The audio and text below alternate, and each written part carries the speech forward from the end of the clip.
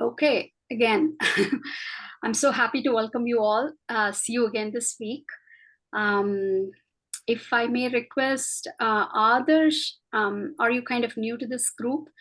So how we go about is generally we get to know each other, and so that we are familiar, we feel safe, and it's not something very formal. So that we can just be with our whatever is going on inside, we can blutter out, we can discuss, and we feel safe to do that. So instead of just like the names, if we can see the face, it just helps to create a connection, especially when we are doing it virtually.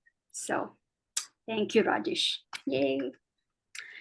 Adarsh, if you may unmute and introduce yourself, please. And welcome, Shalini. Good to see you.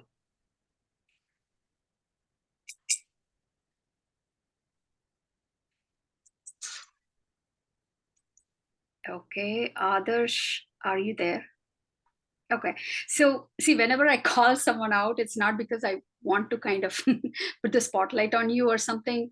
It's just, it's a very intimate group. So that's all right if you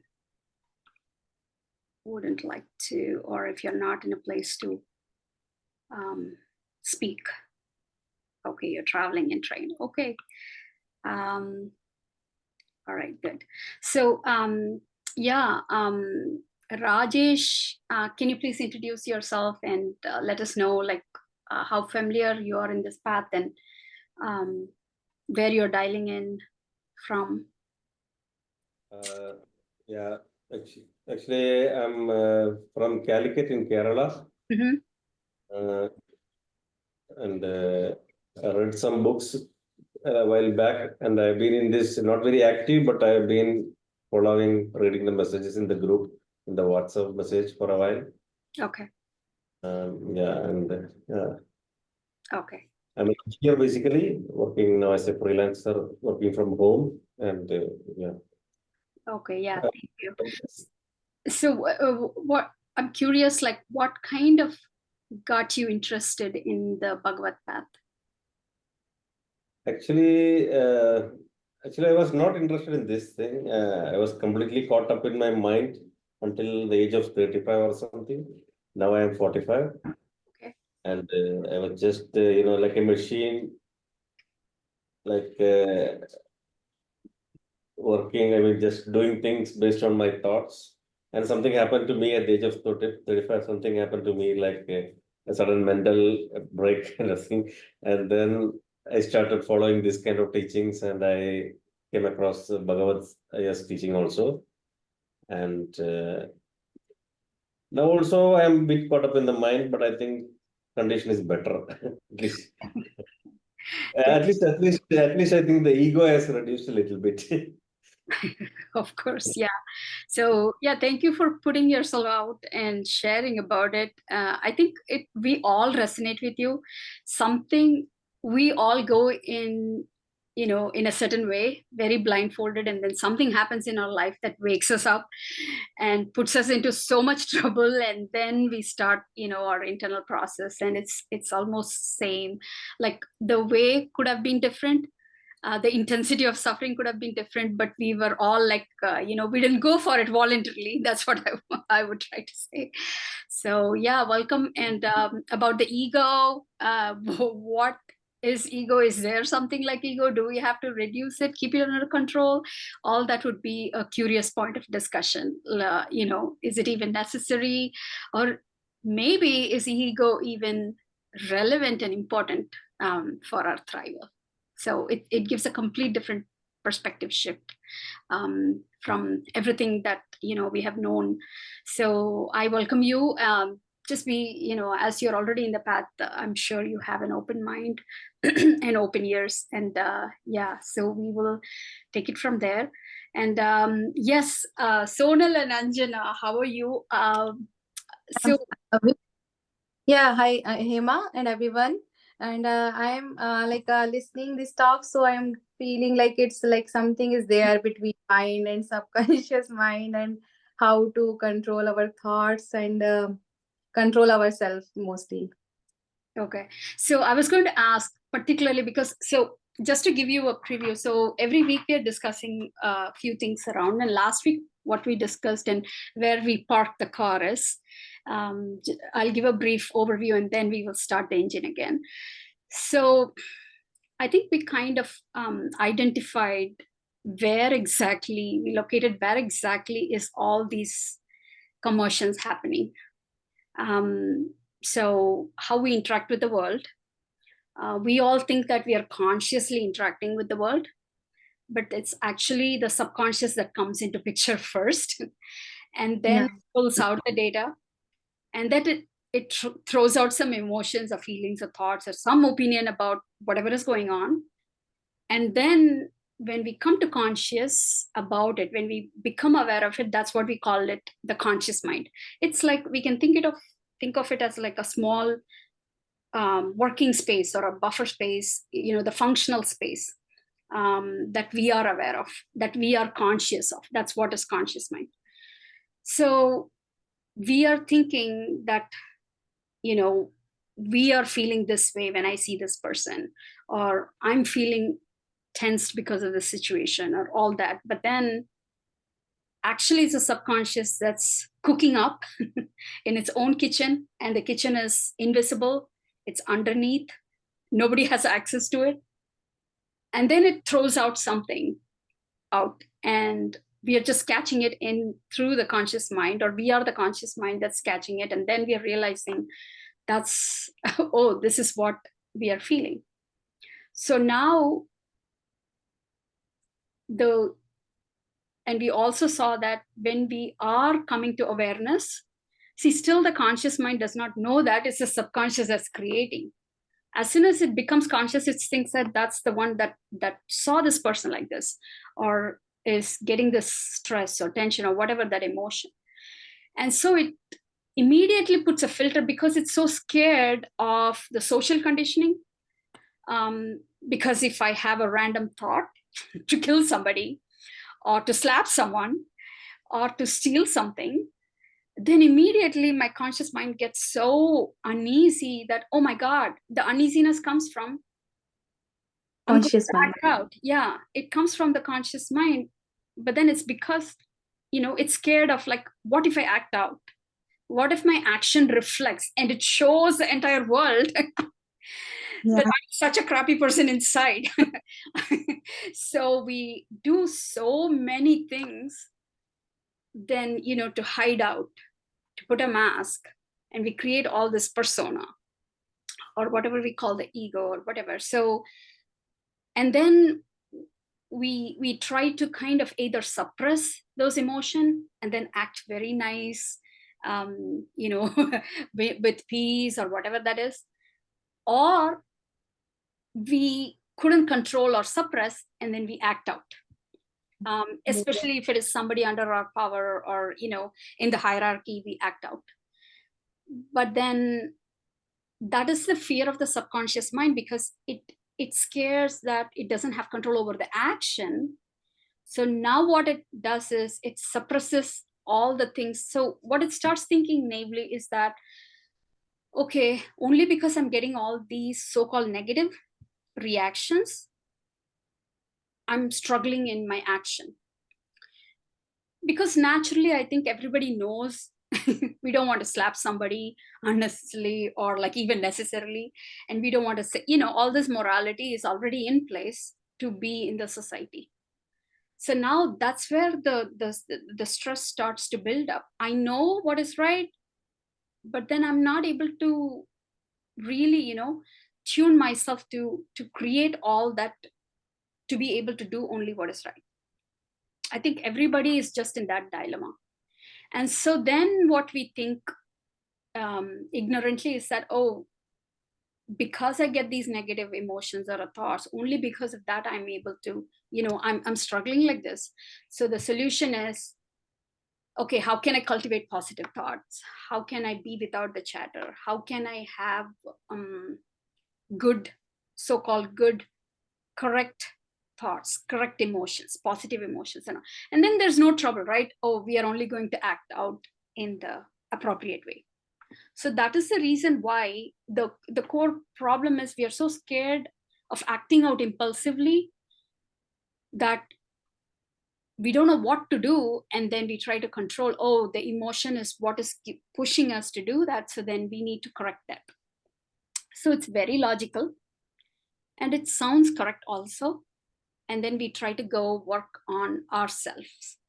So this is where we parked the car last time. So if I may ask, Anjana, so over the week, were you able to, so the point of interest was just to reflect on, is it really we are creating all that, or is it already being created and we are becoming aware? Were you able to kind of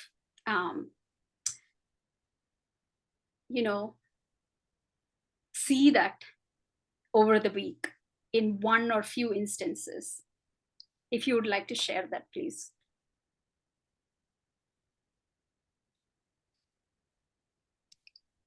We got a very young Jnani also in the session today. So if anyone who attended last week, if you may, please, because this is not something a theoretical stuff. Again, we are holding some knowledge, good to feel kind of a thing. Is it really practical? Is it really useful? Is it true even, or is it even relevant? Maybe not all instances. Maybe there are few instances where you thought, oh, this is how it is, and it's, or did you think like we are the ones who are creating all that?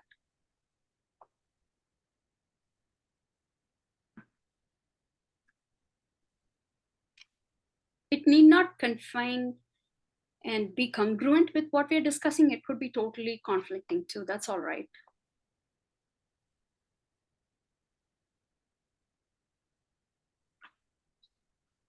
So no reflections, no time to reflect, or we don't even have to take time to reflect it. Like when we actually see how things are happening, was there any instance? It doesn't like we are doing some like daily routine work for our kids, mostly housewives. So I want to do something, then my kid is interfering, husband is interfering in sometimes in kitchen. So we got like whatever we prepared for them, and they are making comment on the thing.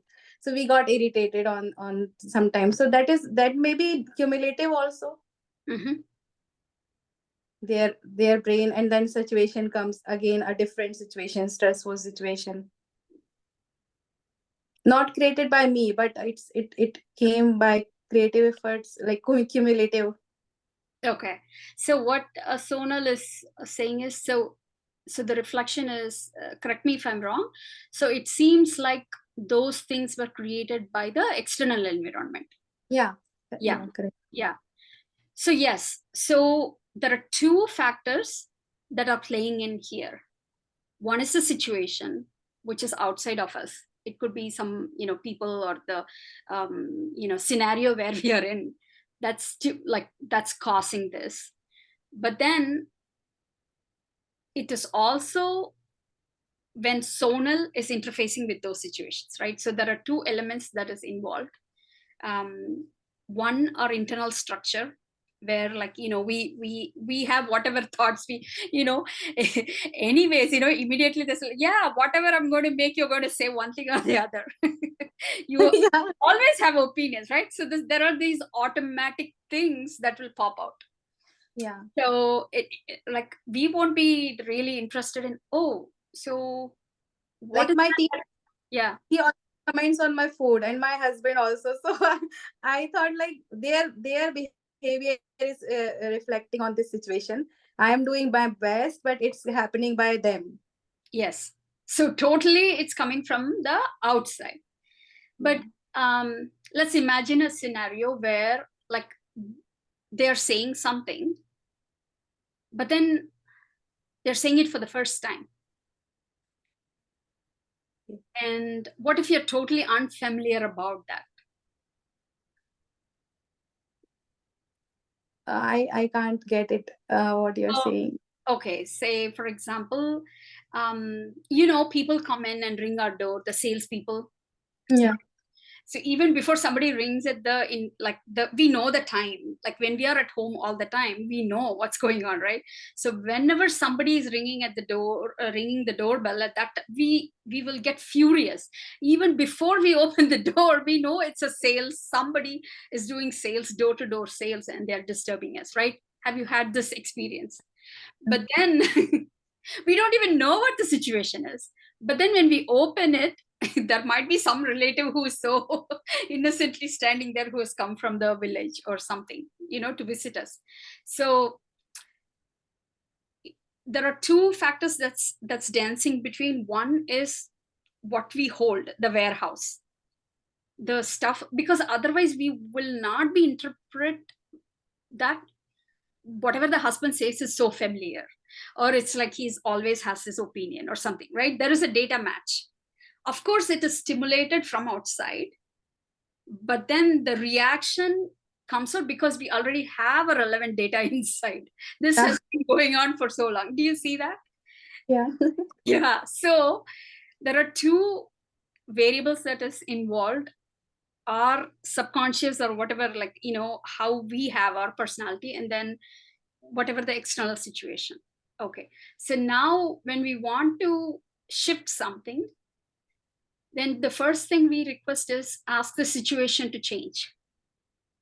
We tell the husband or our son, be better appreciative or something. At least I'm cooking. I'm not ordering in Swiggy or something. So we try to make them shift or make them, change them. And that's not working. We have tried so many times. We know that's not working clearly. So then maybe we go to some personality development classes and all that, and then they say it's all your attitude of how you see, and then we start changing. Oh, maybe I should see things differently and all that, and then we gear ourselves up. But then the next time, again, when we cook, again the same scenario happens. All those conscious filters or whatever methods we are trying to put in place is not working, and immediately this comes out, right? So there is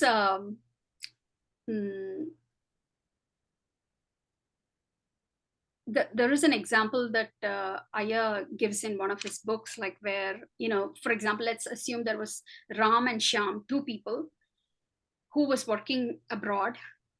And this was like happening long time before we had all these, like, networks, internet connection and all that. So they were very remote. They were working abroad. And then one of them died in an accident. See, let's say Shyam died in an accident. And so they cremated him there and everything is done. But then they have to send the message to his family who is living in India, a remote rural place. So now Ram, they both are from the same town. So Ram hears that there is another person who is going to visit to India.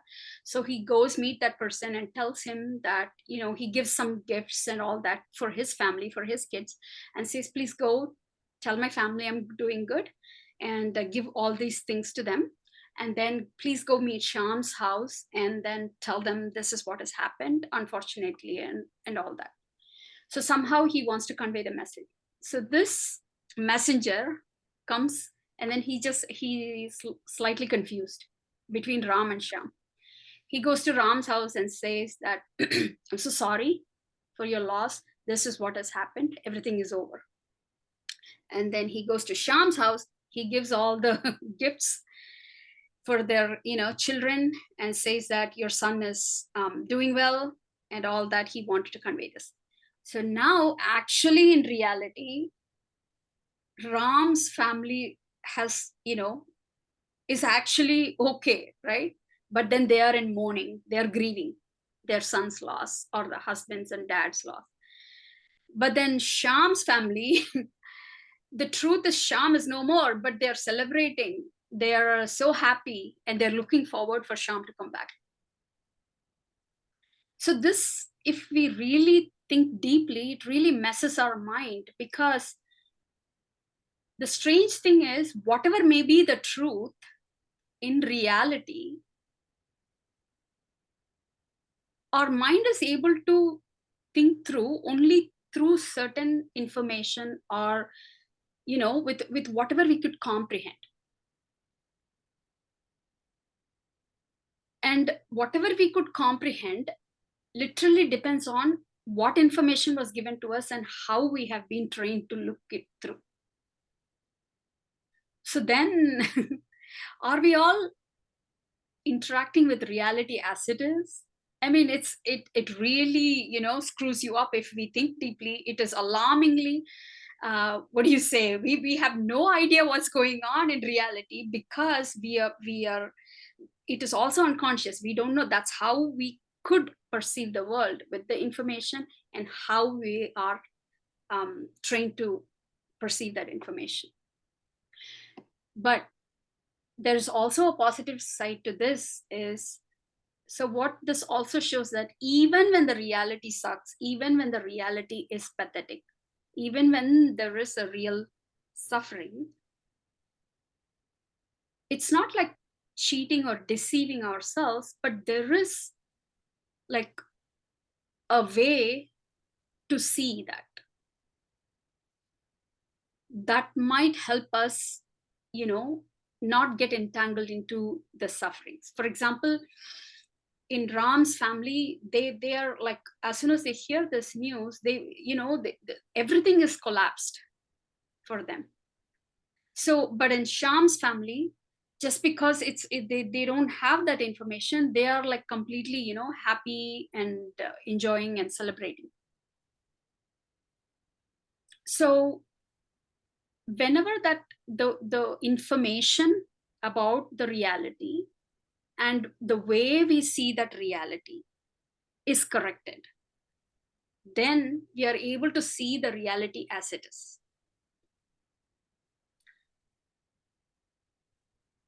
So now, in this example, we might think, this example is only to show that, like, how these things, when they are like, when they are turned upside down, it also shifts. But without without anything happening outside in the world, we are able to have a different kind of a perception towards it. And also how we could have been ignorant about so many things by not understanding things correctly. So it just shows both sides of it. So now that we know this, okay, now everyone says this common saying, right? It is the attitude with which you approach the life is what matters and all that. Okay, yeah. So how do we develop that attitude? Then we try to develop all that attitude. But then Bhagavad path is very distinct in the sense.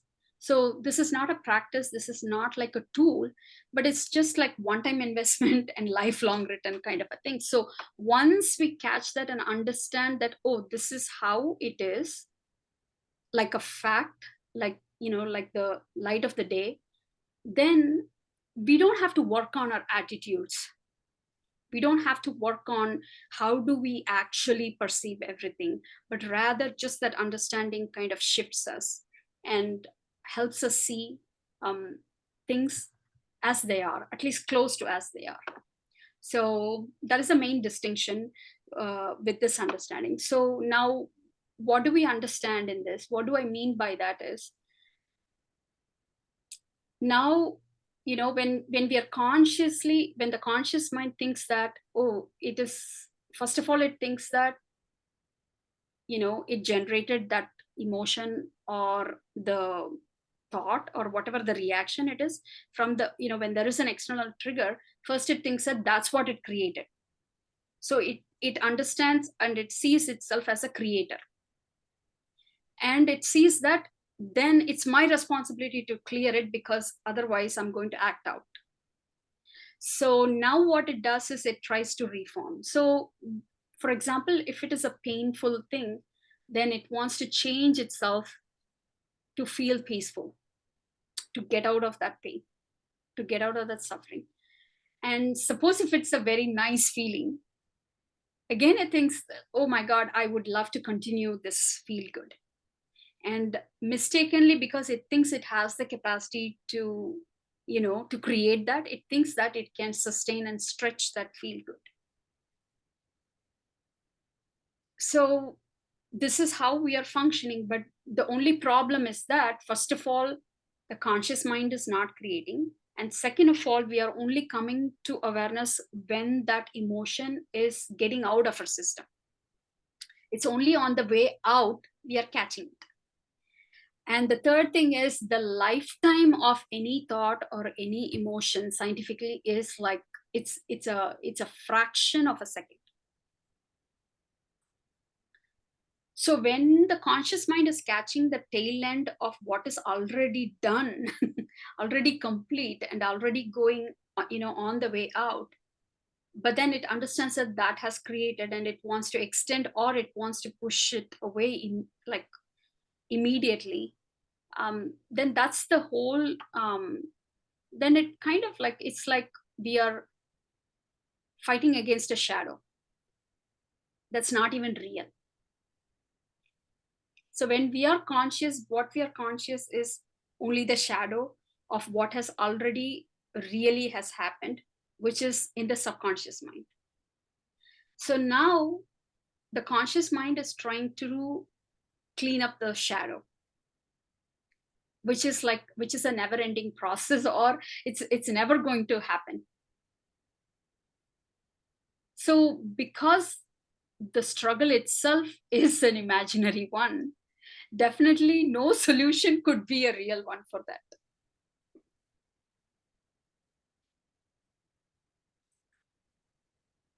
So how much ever, for example, if I'm walking through a street and my shadow falls onto a ditch, if I try to go and wash my shadow, that's just ridiculous, right? But then that's how we are going on.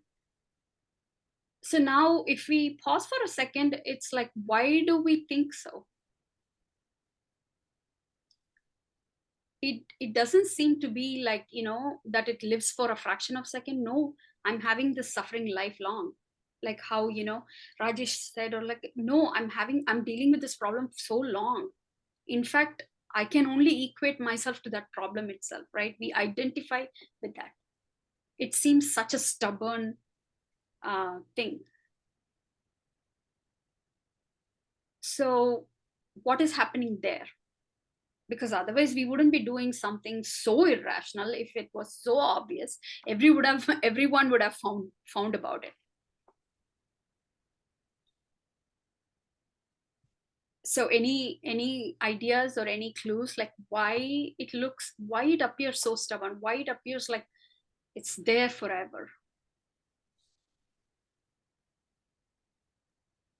Coach, hi Coach, can I share something? Yes, please. Muru.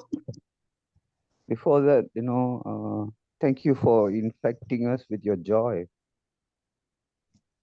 Thank You're you. very joyful in your presentation, and it's infectious. Thank you. Right. If I may, I just want to say that, it is, we take it for granted, mostly that we are conscious. And that this is a great, great veil, Maya, that, people think that, they are conscious. But a mere exercise, if you were to sit 5 minutes and just put effort to be conscious, we will feel that even the 5 minutes, it become very harder, very difficult to stay conscious.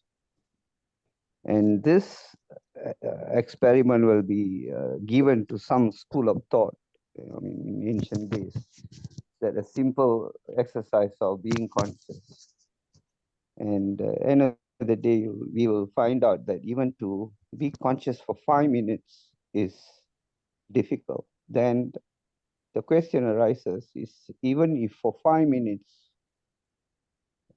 we trying to be conscious is so difficult, then how is that we claim that, we've been conscious for throughout the day and carrying out our life activities? Unless we do this experiment and see it for ourselves, it wouldn't come as a shock.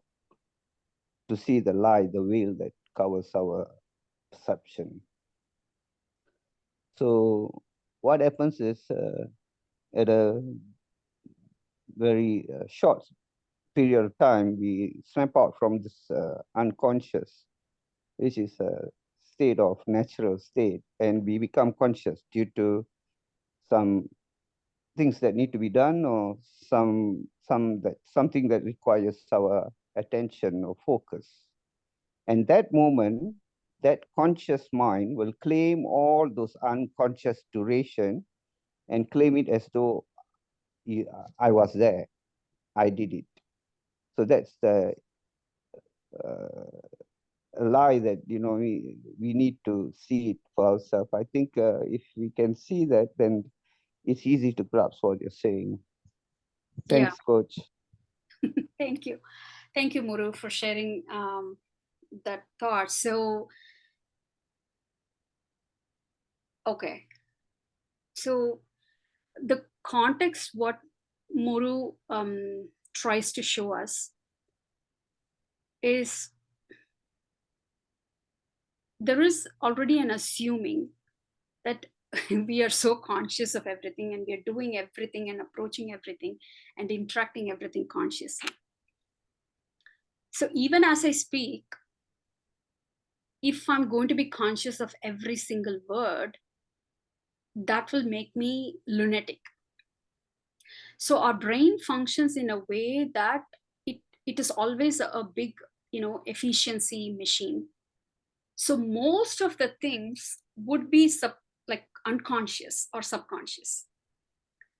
So for example, when we brush our teeth, when we go in the same route again and again, to work or somewhere, or when we cook a recipe or something, we do it so unconsciously because it's automatic, because we already know that.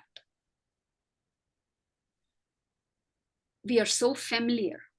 It's the same neural network. So we don't need our attention and awareness. So, which is not like a negative thing, but that's how we are designed to function. So 99% it is unconscious or, subconscious. But as Muru said it beautifully, it's like there are some things which are new or which needs our attention, or like when we go about life as usual, business as usual, and something happens and then that wakes us up, or we are forced to see some things, and then we become conscious. Or even the pain, for example, the suffering makes us conscious. Even when there is a lot of like good things happening, we are totally unconscious. Because Coach, that's true. Sorry, that's true. Most often we become conscious of suffering, hence we say life is suffering. Okay, go ahead. Sorry, I disturbed you. No. I'm trying to give a different context, like so we can catch up to you, Muru. True. What you're saying is true. Yes. So what I'm trying to first say is it's nothing wrong. That is how we are designed. That's how we have survived, and that is the design of us. That's the design of our brain, to have as much as like, to make it into a package, put it into the subconscious and unconscious, and we go about life unconsciously. So the point here is we don't want to become conscious of everything. That's not awakening. In fact, after understanding, we start appreciating the beauty of unconscious thing or subconscious. To give a simple example, we don't even feel our body exists, right? And it's nothing wrong about it. We are not like, oh, I'm aware of my limb, my right limb, my my left hand, and my my right ear, or this, and like we will go crazy if we are becoming so conscious of everything about our bodies, about what's going on in our head, about what other people is doing. And so all that thing is not that's not consciousness what we are talking about. So if we are healthy, a healthy body would be going about unconsciously. But then when we have a fever or when we have a pain, then we become aware of that body part. Oh my God, my hip is always, hurting, or my leg is hurting, or I have a temperature. Then we become aware of that consciously. So the whole journey is, yes, the ignorance is completely unconscious. And then we get this intelligence or this understanding. We understand what's happening in this teeny bit of this consciousness when we become conscious, and what all drama happens there. And then after understanding and that auto correction or self, like after really getting that the core of understanding what's going on, then we allow that we become unconscious completely, like in the sense we go about life normally. So that is also one of the things, like why they say if you're chopping wood before enlightenment, yes, you become enlightened, or you become aware, or like you understand the truth. And then what you do, you don't have all these fancy experiences, or like, become divine, this and that, or it's not about that. You just get back to chopping wood. Same old, same old. But then there is no struggle of, even when that, the teeny bit of that conscious stream comes out. So did I get your frame right, Muro? Please feel free to chime in or reframe. Yeah, yes, coach. I mean, in short, if we can say that the conscious mind yearns for being unconscious, subconscious level of being natural state.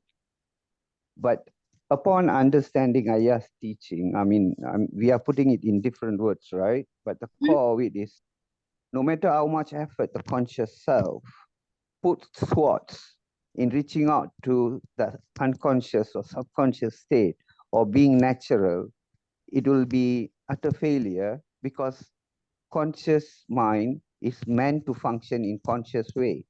So you shouldn't put a struggle. This is what it is a psychological field. We should not apply effort, because all effort by the conscious mind to go into subconscious mind state is utter failure, because conscious mind requires effort. To stay conscious for 5 minutes requires effort, but that doesn't mean it is not useful. Conscious mind has got Yeah. its proper So application.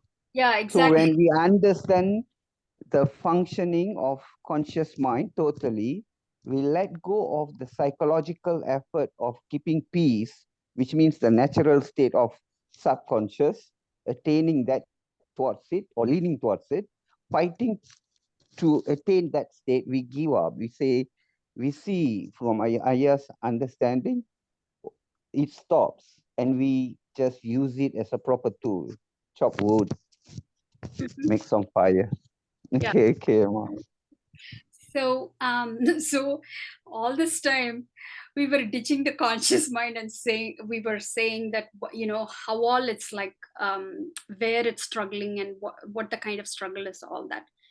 But then in nature, there's literally no place for anything to exist if there is no use for it. So there is a place for conscious mind, right? So what is that place?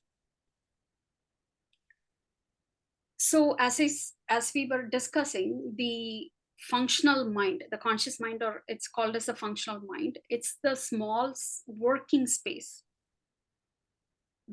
that's where we receive all the information through our senses, and we take the inputs. And then that is also the executive brain, the later recently developed part of brain, which has all the executive functions, where, like, the planning, deciding, thinking, decision making, all the functional stuff. So for anything for me to make sense, I cannot do it without my thinking mind, which is the functional mind or the conscious mind.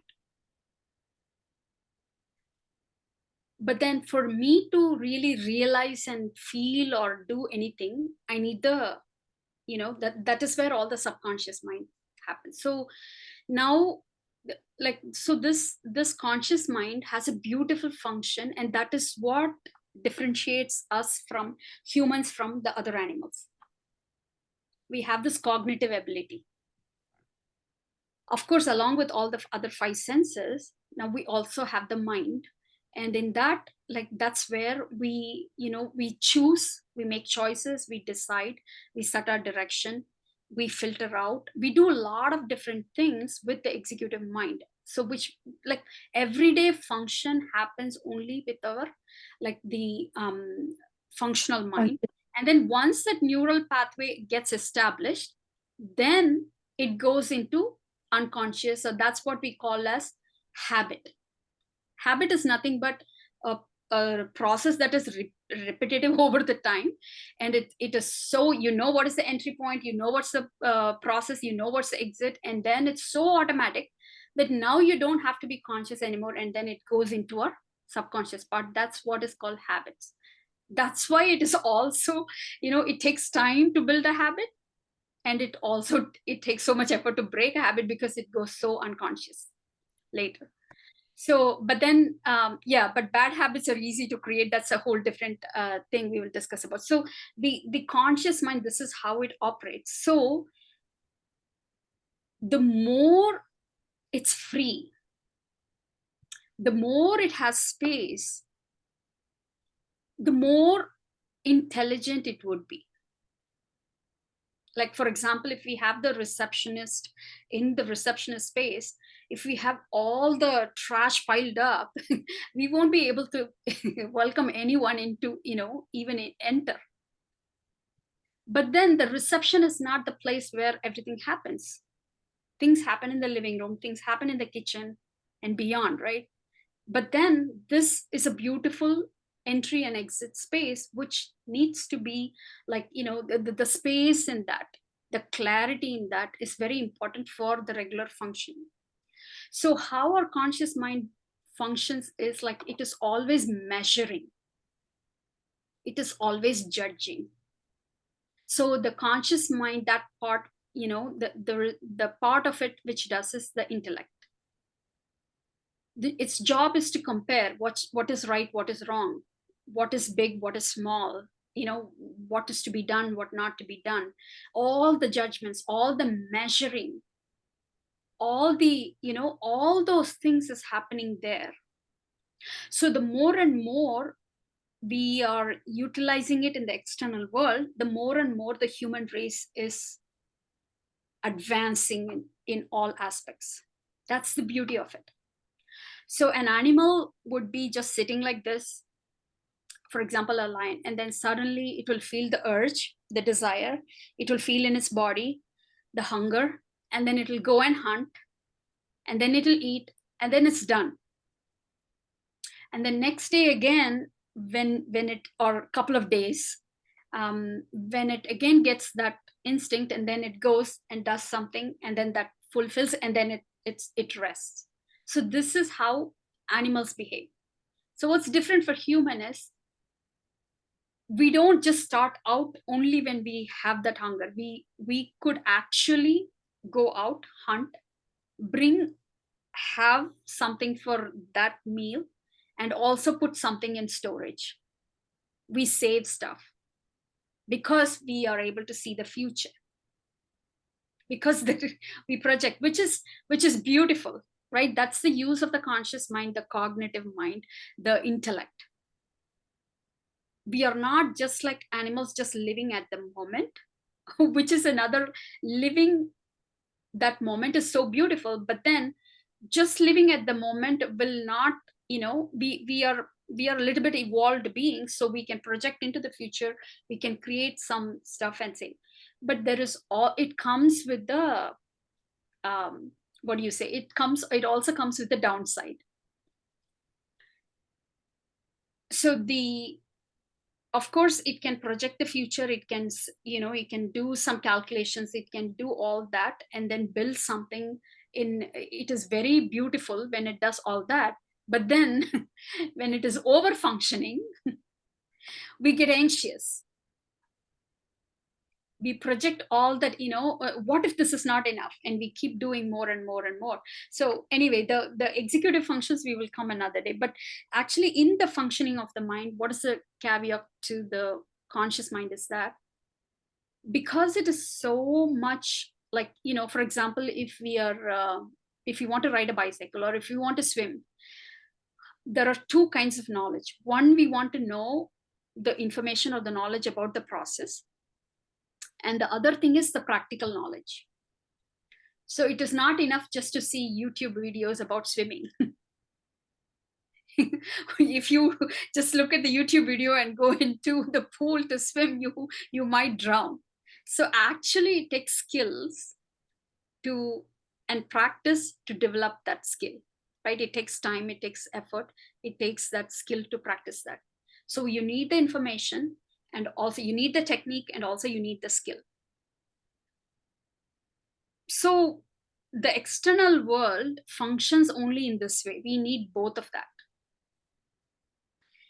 But then there is also a place where, this conscious mind starts doing the same exact thing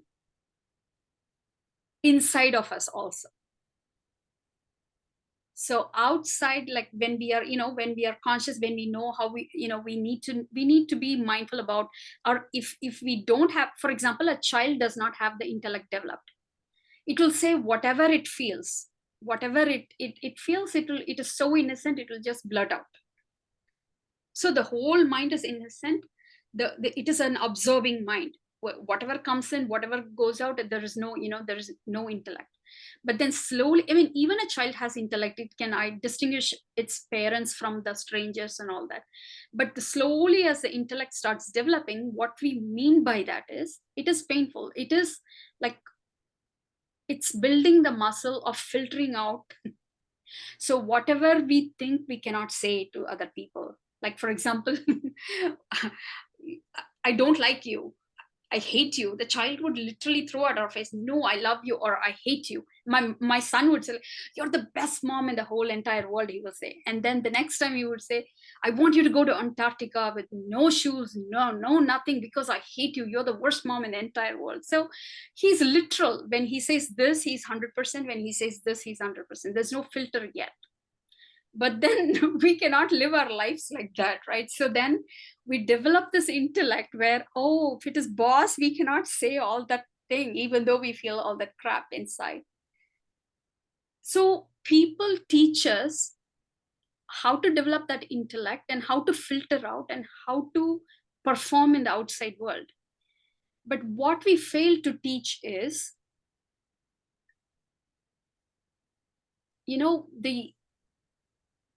the whole filtering is only for the outside. You will get both the feelings, and that's okay. So what happens is, like, okay, this is what I lost the train of thought. So when we are teaching the development of intellect, the only way so far how it has developed is by suppression,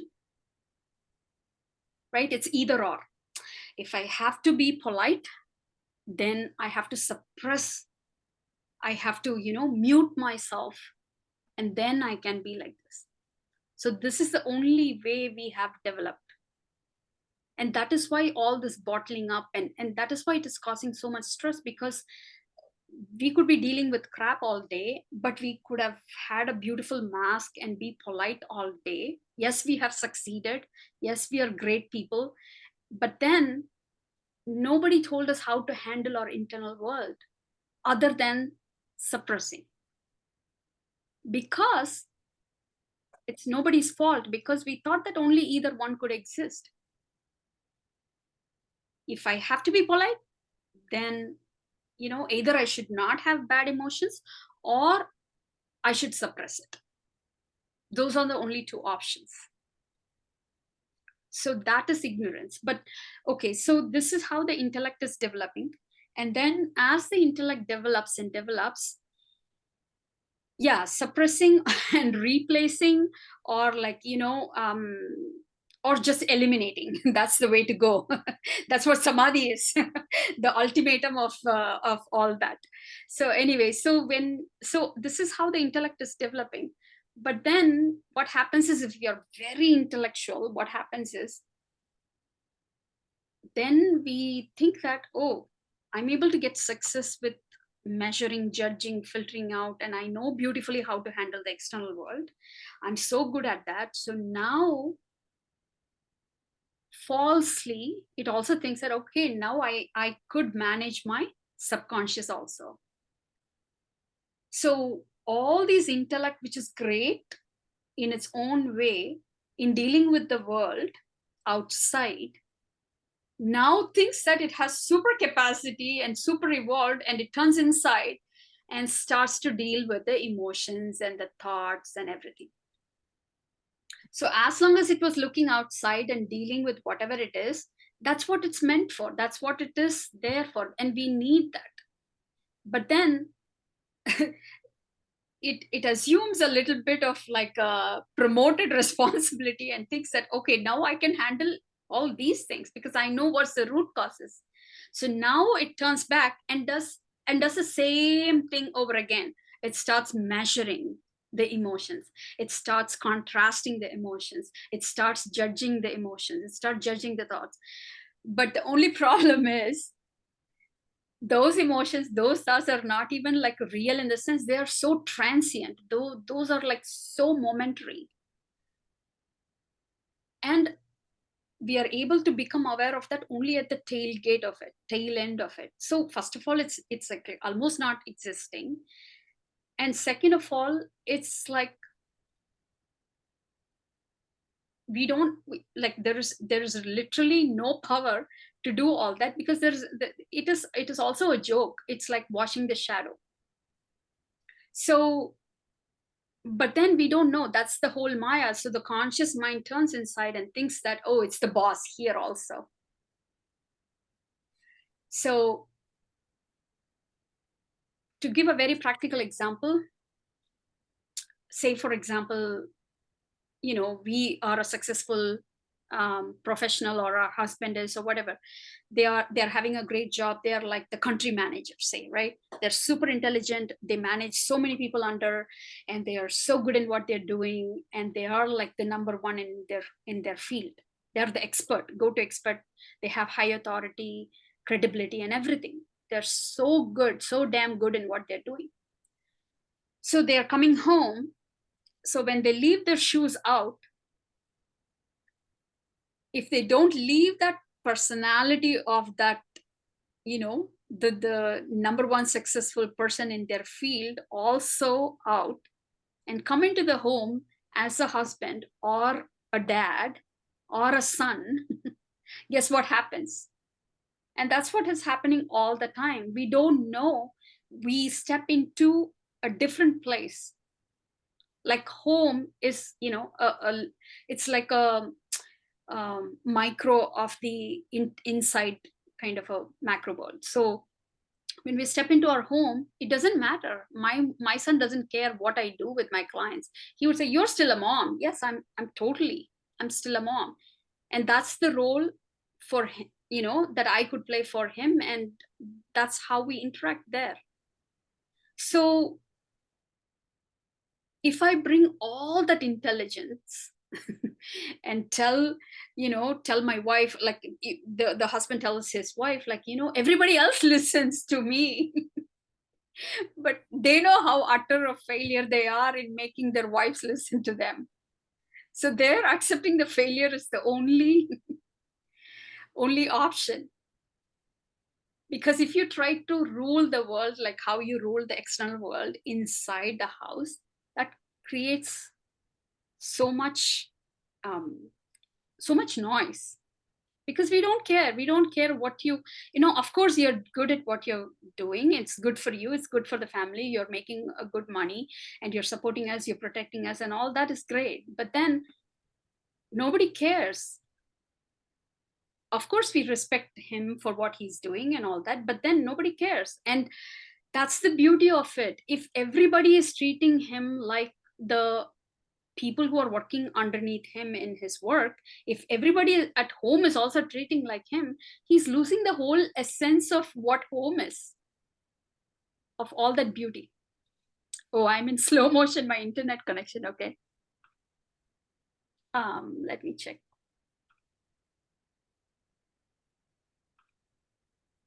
Is it in sync now?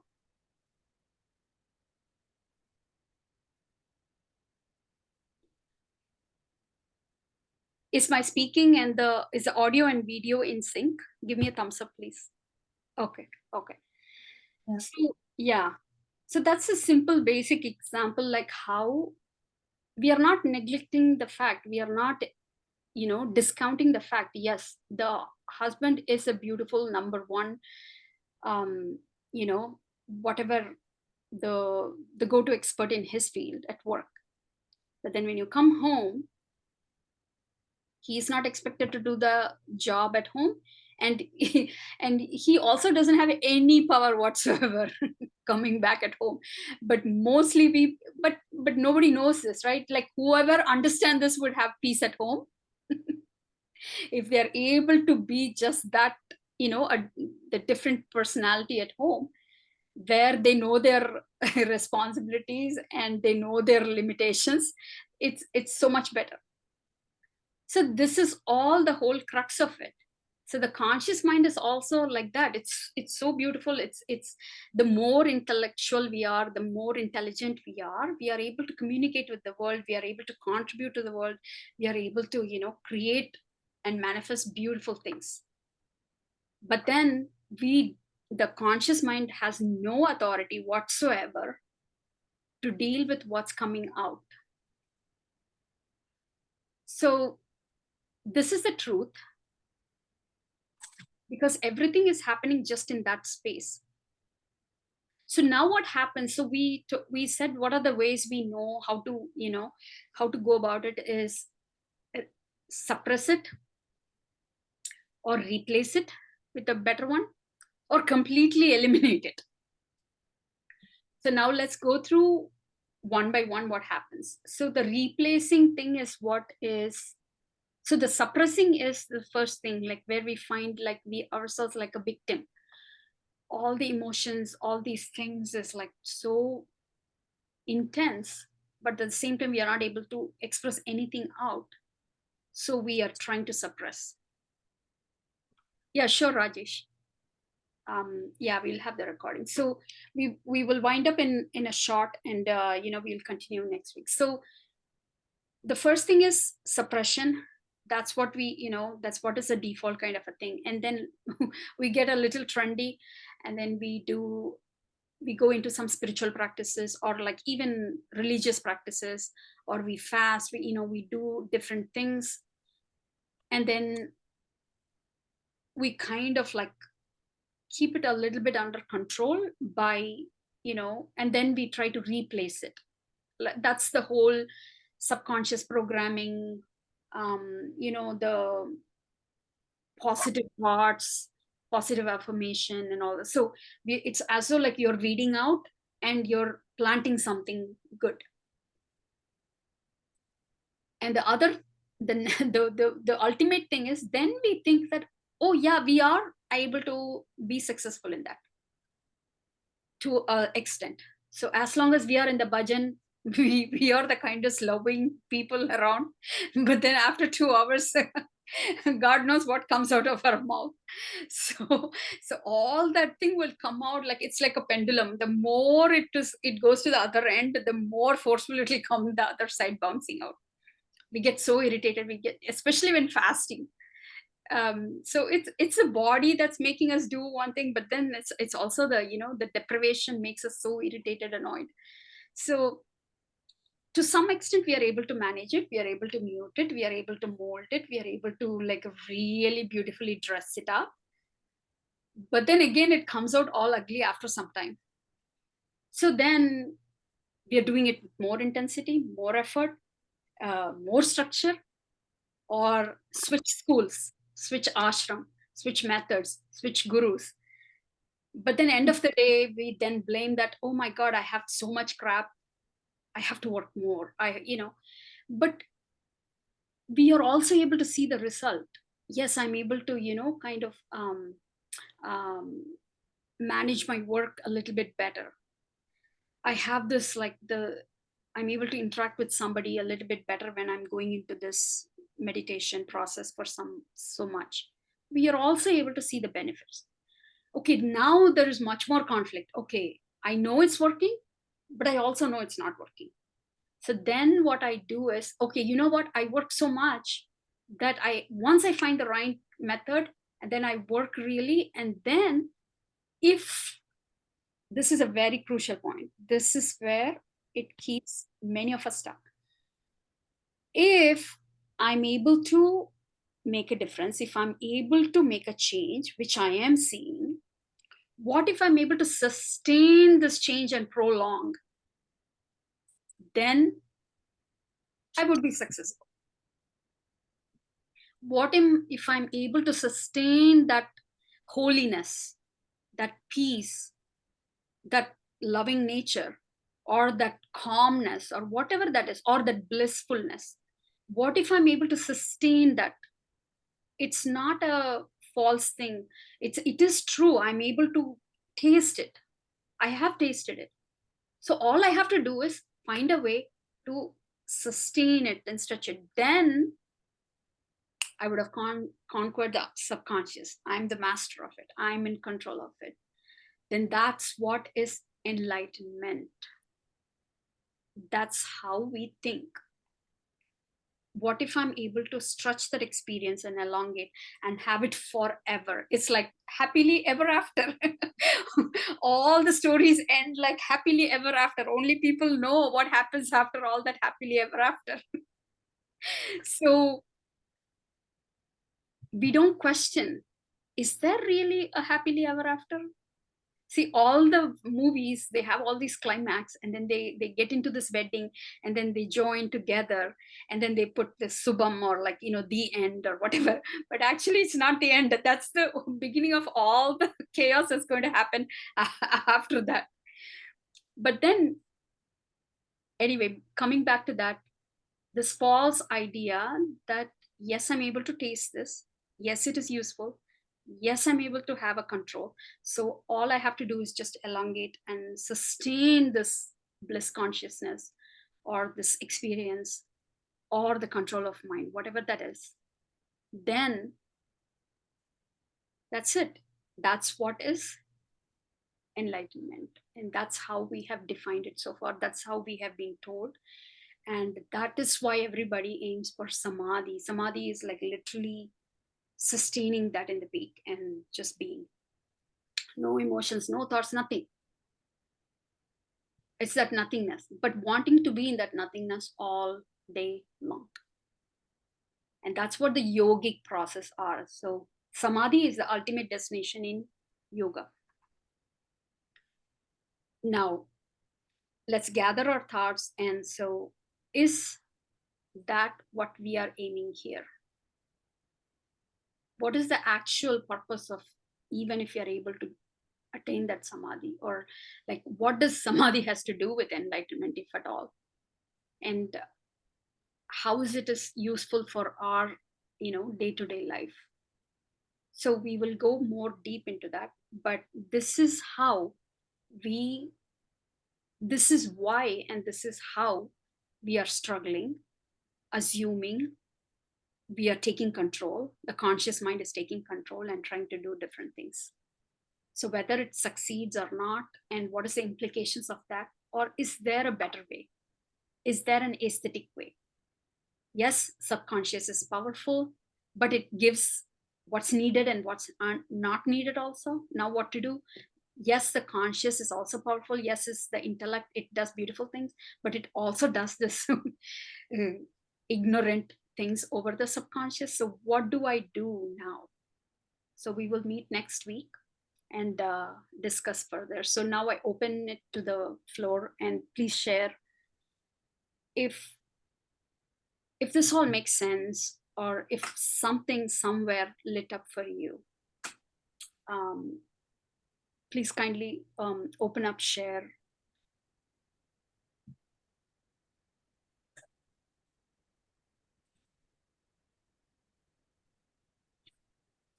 So these meditation practices where we can do the meditation and peaceful experiences, these are good for ourselves. For daily routine, we join some meditation like Ravi Shankar ji, or some different kind of meditations are there in YouTube. Yeah. So the meditation is a beautiful practice which will help clear up the clutter, create some space. And if we use it to kind of like, interact with the daily practical world, with the outside world, yes, it's a great tool. But when the same meditation is practiced for prolonging the state of mind, then we will discuss in the next class what it does. And so it is all the intention for which you use the tool. But even before that, just to wrap our head that it's just a tool. If it is used for what it is intended to, yes, it is great. But if you're doing it in the yogic way towards samadhi and all that, is it really needed? Is it working? Then that's when we understand the caveat behind that. So to answer your question for now, from which context you're coming, yeah, feel free to do those meditations and all that. But if you're doing it to make yourself a better person, then we have to question what a better person is, right? So that's where it gets interesting. But if you're doing meditation just to, meditation is nothing but you become one with something, and you're in alignment and you're able to do things in a much more clarity and all that, then yes, when you cook a dish completely involved, that is a meditation. So yeah, we can do those practices, but for what? Is it to make Sonal a better person, or is it to make Sonal's actions more in control, more efficient? So the later is a good choice. We can use anything and everything under this world to make our actions efficient. But to make ourselves a better person, then we question, is it first of all, are we not a better person? Are we a better person or no? Or like, what does it mean to become a better person? And then, all that. And then you yourself can decide, Sonal. At the end of like maybe a couple of more sessions, I will leave it up to you and I'll ask you for which you want to use. It's totally up to you. But we have a choice. Yeah. Thank you. And any other thoughts? Is the pace okay or is it too fast? it's okay. Okay, thank you. Shalini, Amresh, Adarsh, Anjana, Sham, please give your thoughts about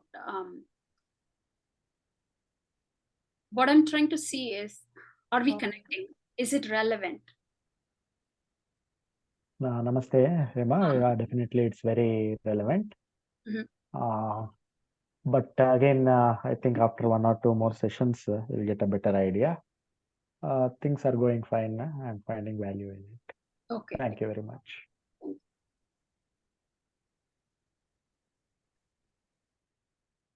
Okay. So is there anything like immediately you would like to get an answer, like this is happening in my life or something, and we need to, how do I face it, or how do I, like, very practically, because this is not like just a one-way lecture or something, so we can make the application relevant as we go on. We are just going to see the same. Yeah, if you could cover the aspects between free will and our own efforts. Okay. And surrender. Okay. Okay. So that issue. Okay. Whether everything is in our control, outer world or inner world, both. Okay. And the difference between free will and surrender. Okay, sure. Thank you. So I think that we will naturally step into that once we understand the context and the how the functioning of conscious and subconscious is. So yeah, that will naturally lead to that. Yeah, maybe in future you may be covering that. Just give a Okay, suggestion. thank you for sharing. Inner child wound. Okay. Inner child. Okay. Yeah, thanks, Shalini. I thought we got over about it long time ago, but there are still some remains, I guess. So yes, yeah, we will talk about that. Any other thoughts, Anjana, Adarsh?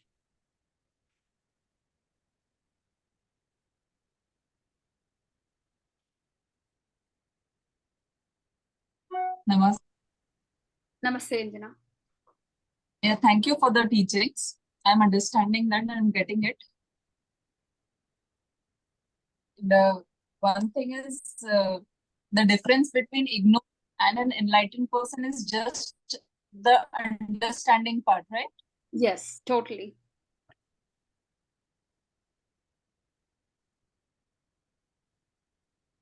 Just that. So more people are living a happy life. You're breaking up, Ma. I'm not able to hear. Ignorant people are living a better life, I see. No, people say ignorance is bliss. Actually, I would like to reframe it. It's not our choice. Life will not keep us always ignorant. So the only way to move forward is from ignorance we move to intelligence, and from intelligence we move to wisdom. Ignorance is like completely it's ignorant of all the thing. It's in the dark. Intelligent thinks that everything is light and it's so powerful, and that's intelligence. But then we move towards wisdom, where we know the limitation of intelligence. So then that's wisdom. So that's what this path is taking us towards. So then we don't have to be ignorant, but we can be innocent. We are innocent. So the innocence, which is already there, has a place, and it is so beautiful. And then the intelligence knows its place and limitations and starts functioning beautifully. And that's the difference between that is just understanding all that put together is wisdom. So it is only, you could only move forward, right? There is only one choice to move forward. So there is no option to go back to ignorance and being blissful. So that train is gone, Anjana. No more. Now, yes, we will dance in the chaotic, intelligent part. We will try to take control of all that, and then we step into the next phase where that's why ignorance is not an option anymore. And one more thing, the way you said that they say anything and then they have an observing mind. So, but we cannot do the same thing, right? Mm-hmm.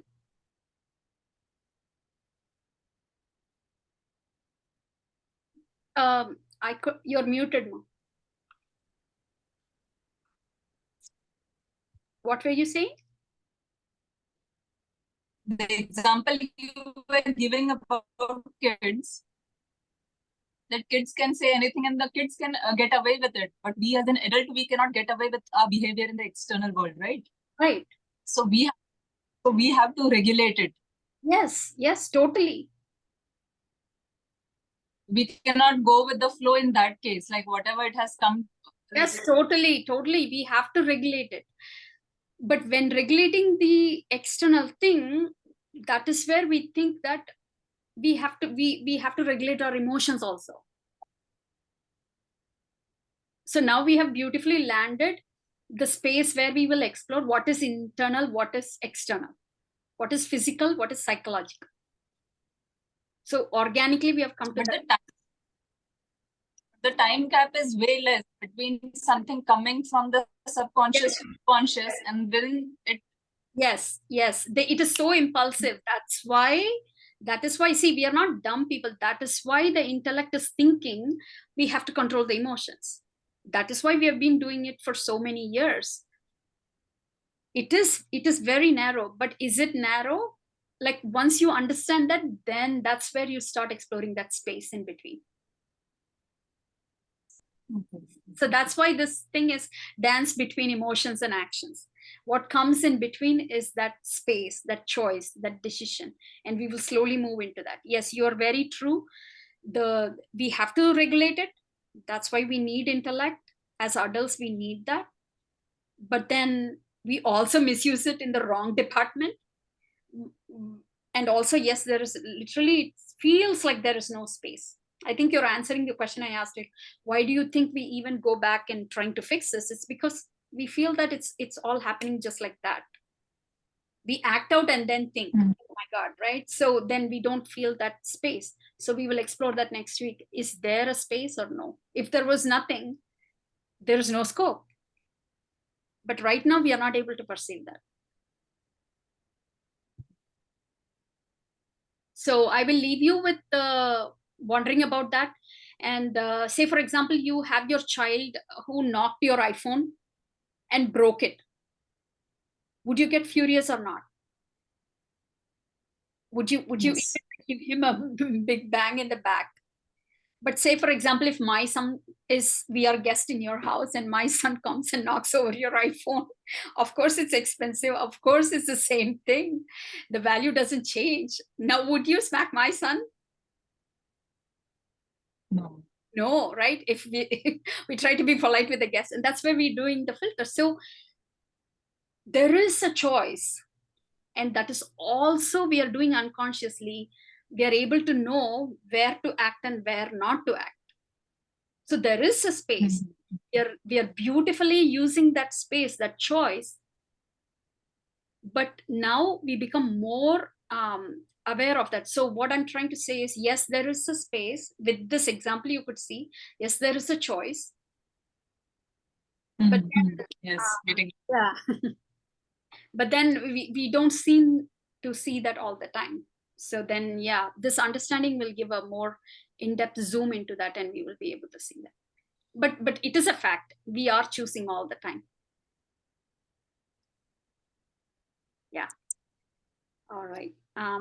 Great questions. Yes, Shalini, would you like to ask something, or next week, or we can discuss about the inner child and all that? Yeah. Hi, ma'am. Hi. Ma'am, the section is very good and it's mostly very relevant. Okay. And I came with this question again with the inner child wound because I'm seeing some kind of a repetitive pattern in my life. Like whichever happened was like still going on and I'm still like pulled back by that. So I just need to know about that and it's okay. Yeah, Maybe we can continue in the next section. Yeah. We'll discuss that about the whatever patterns and all that. So just to leave you with this, see, because you understand all these things, now you're more sensitive and you're aware of those patterns. That's what is happening with you, because I know you from some time. So that's okay. You become conscious of all those things. Now again, without trying to fix it, just keep observing. We'll talk about it next week. Okay, thank you so much, ma'am. Okay. All right. Thank you, everyone, for this session, and participants, for participating and making it so lively. And we will see more about the dance between the emotions and actions in the coming week. Thank you so much. Bye. Thank you. Good night. Thank you.